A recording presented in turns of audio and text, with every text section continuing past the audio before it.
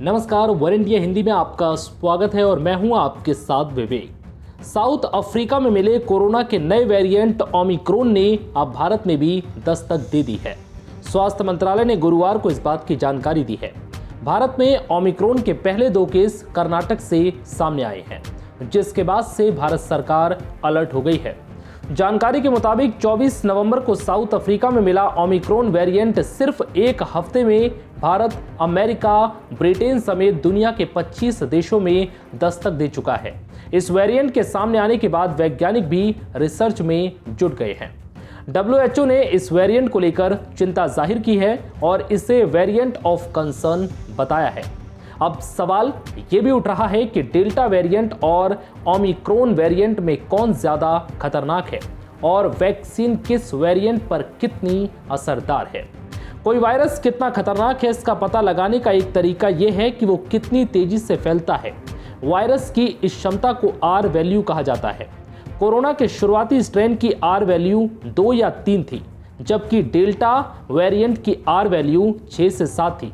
इसे आप ऐसे समझ सकते हैं कि इसका मतलब डेल्टा वेरिएंट से संक्रमित एक व्यक्ति इस वायरस को 6 से 7 व्यक्तियों में फैला सकता है। वहीं ओमिक्रॉन की R वैल्यू डेल्टा से करीब 6 गुना ज्यादा मानी जा रही है, जिसका मतलब है कि ओमिक्रॉन से संक्रमित अकेला मरीज ही इस वायरस को 35 से 45 लोगों में फैला सकता है।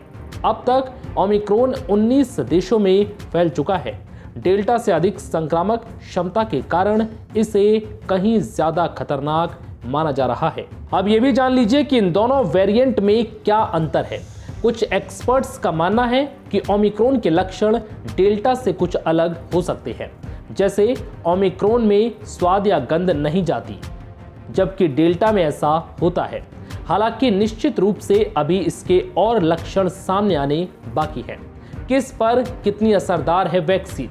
लैंसेट की एक हालिया रिसर्च में सामने आया है कि अप्रैल-मई 2021 में भारत में कोविड की दूसरी लहर के लिए जिम्मेदार डेल्टा वेरिएंट पर कोविशील्ड वैक्सीन काफी प्रभावी रही थी।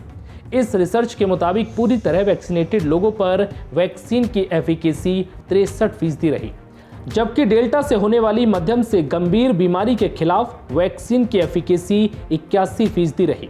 वहीं ओमिक्रॉन पर मौजूदा वैक्सीनों के असर को लेकर फिलहाल कोई रिसर्च मौजूद नहीं है, लेकिन इस वेरिएंट के स्पाइक प्रोटीन में 30 से ज्यादा म्यूटेशन की वजह से इस पर मौजूदा वैक्सीनों के बहुत कम प्रभावी रहने या एकदम ही बेअसर रहने की आशंका है। फिलहाल इस वीडियो में इतना ही। नमस्कार।